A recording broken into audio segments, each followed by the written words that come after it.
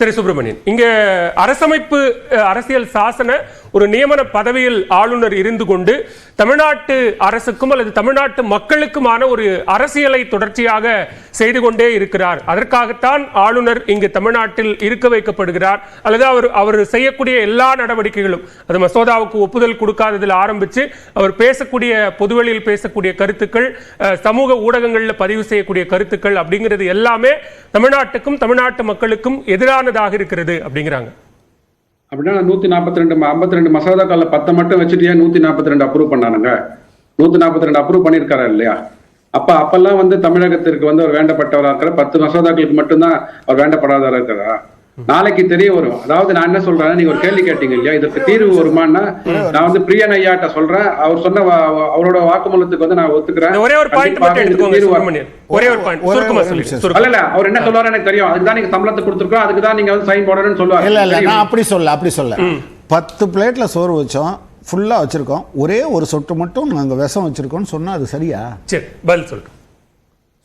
தவறான உதாரணம் ஐயா. நான் அப்படி பார்க்க மாட்டேன், மன்னிச்சுக்கோங்க.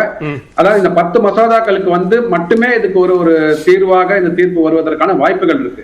அதற்காக கண்டிப்பா வந்து உங்களுக்கு டைம் லிமிட் கொடுப்பாங்களா இந்த தீர்ப்பின் மூலமாகன்றது எனக்கு கொஞ்சம் டவுட்ஃபுல்லா இருக்கு. ஏன்னா அது கான்ஸ்டிடியூஷனல் பெஞ்சுக்கு போகணும், அந்த ஆக்ட் அமெண்ட் பண்ணணும் அப்படின்றது வந்து மிகப்பெரிய வேலை. மேபி கான்ஸ்டிடியூஷனல் பெஞ்ச்ல ரெக்கமெண்டேஷன் கொடுத்து அது மாதிரி வந்தா பண்ணலாமே தவிர, மேபி 2 அட்வொகேட்ஸ் இருக்காங்க, அவங்க கிளாரிஃபை பண்ணலாம்.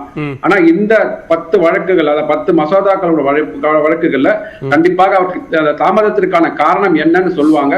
அது ஏற்புடையதாக இருந்தால் அதை ஏற்றுக்கொண்டு அதற்குண்டான தீர்ப்பு மாதிரி வரும். இன்னொன்னு ஐயா கனகராஜ் ஐயா ஒரே கருத்து சொல்லிடுறாங்க. கனகராஜ் ஐயா சொன்னாங்க, இது மாதிரி பொன்முடி கேஸ்ல வந்து உனக்கு வந்து பதவி பிரமாணம் செய்வதுதான் வேலைன்னு சொன்னாங்க இல்லையா? அந்த மாதிரி பதவி பிரமாணம் செஞ்சு வச்ச செந்தில் பாலாஜியோட கேஸ்ல சுப்ரீம் கோர்ட் கூட்டு வச்சிருக்காங்க. Supreme Court has criticized DMK government for reappointing Sendil Balaji after bail. False decision, terribly wrong. இதுக்கு என்ன சொல்ல போறோம் நம்ம? சரி, பதில் வாங்கிக்கலாம் இல்லீங்களா? இது சுப்ரீம் கோர்ட் சொல்லிருக்காங்க. சரி, பதில் வாங்கிக்கலாம். அதனால வந்து ஒவ்வொரு சிச்சுவேஷன்ல வந்து ஒரு ஆக்ஷன் எடுக்கிறாங்க. அது வந்து தவறாக புரிந்து கொள்ளப்படுகிறதுன்னு சொல்றேன் நான். ஆளுநர் விவகாரத்திலும் அப்படிதான் புரிந்து கொள்ளப்பட்டதுன்னு சொல்றீங்களா? எதிர்கட்சிகளால் அப்படிதான் புரிந்து கொள்ளப்படுகிறதுன்ற நான். ஓகே, இதுக்கு என்ன சொல்லுங்களா? இப்ப பொன்முடி கேஸ்ல வந்து ஐயா சொன்னாரு. இப்ப Senthil Balaji case supreme court சொல்லியிருக்காங்க. ஏன் வந்து அர்ஜென்ட் டெரிபிளி ராங்னு சொல்றாங்களே, இதற்கு நம்ம ஏதாவது வந்து விவாதம் நடத்தி இருக்கிறோமா, இது ஏதாவது தப்புன்னு சொல்லியிருக்கிறோமா, சுப்ரீம் கோர்ட் மேல வந்து சொல்லியிருக்கிறோமா? நம்ம எப்படி நீங்க டெரிபிளி ராங் சொல்லுவாங்க? மக்களால் தேர்ந்தெடுக்கப்பட்டவர் தானே, நாங்க தானே வந்து பதவி பிரமாணம். பிரச்சனை பதில் சொல்லட்டும். இல்லப்பா, நம்ம அதை ஒப்பீட்டளவில் அது சரியாங்கிறது ஒரு கேள்வி. இங்க ராமசாமி வந்து பல மாநிலங்களினுடைய ஸ்டேட் கவர்மெண்ட் இல்ல Subramanian state government versus governor அப்படிங்கற பல என்ன சொன்னுச்சுன்னு சுப்பிரமணியன் சாருக்கு நினைக்கிறேன். நான் வரேன், பிரச்சனை வரேன், நீங்க தான் பதில் சொல்லணும். நான் வரேன். ஸ்டேட் கவர்மெண்ட் வெர்சஸ் கவர்னர்ங்கற பல கேसेस இருக்கு. ஆனா அது எல்லா கேसेसுமே பாஜக ஆளாத மாநிலங்கள். பாஜக ஆளும் மாநிலங்கள் இருக்கக்கூடிய ஆளுநருக்கோ மாநில அரசுக்கோ எந்த விதமான பிரச்சனையும் வரதே இல்லை. இல்லங்க, அப்ப பெண்டிங் பில்ஸ் அந்த சுப்ரீம் கோர்ட் அப்சர்வேஷன் வந்து ஆர்.என். ரவி மேல வச்சா நம்ம வந்து புலியா பாயிரோமே. சுப்ரீம் கோர்ட்டோட அப்சர்வேஷன் தமிழ்நாடு மினிஸ்டர் மேல வச்சிருக்காங்களே, அதுக்கு நம்ம என்ன பண்ணினோம்னு தான் கேக்குறேன். சரி, ஓகே பிரியன், நீங்க உங்களுடைய நேர் கருத்து சொல்லிருங்க. நான் இல்ல அரசியல் சட்ட அடிப்படையில் இந்த கவர்னர் செயல்படுறதா இல்லையான்றதான் இங்க முக்கியம். நடக்கிற விஷயங்கள்லாம் பார்க்கும்போது ஒன்று தெளிவாக தெரியுதுங்க. மசோதா நிறுத்தி வைக்கிறது இந்த மாதிரி விஷயங்கள் ஒரு முக்கியமான இஷ்யூவாக இருந்தால் கூட அதோட கூட சேர்ந்து பார்த்தீங்கன்னா பல கைதிகளோட ரிலீஸும் பெண்டிங்காக வச்சிருக்காரு. அது மட்டும் இல்லாமல் அதிமுகவோட ஊழல் மந்திரிகளோட அந்த ஃபைல்ஸையும் கிளியர் பண்ணாத வச்சிருக்காரு. இதுக்கு பின்னாடியெல்லாம் ஒரு அரசியல் நோக்கம் இருக்கிறத நம்ம பார்க்குறோம். நம்மளுடைய பாயிண்ட் என்னன்னா வந்து இந்த வழக்குகள் வந்து சுப்ரீம் கோர்ட் சென்ட்ரல் கவர்மெண்ட் வந்து ஒரு விஷயத்தில் ரொம்ப தெளிவாக இருக்காங்க. என்ன நடந்தாலுமே சரி,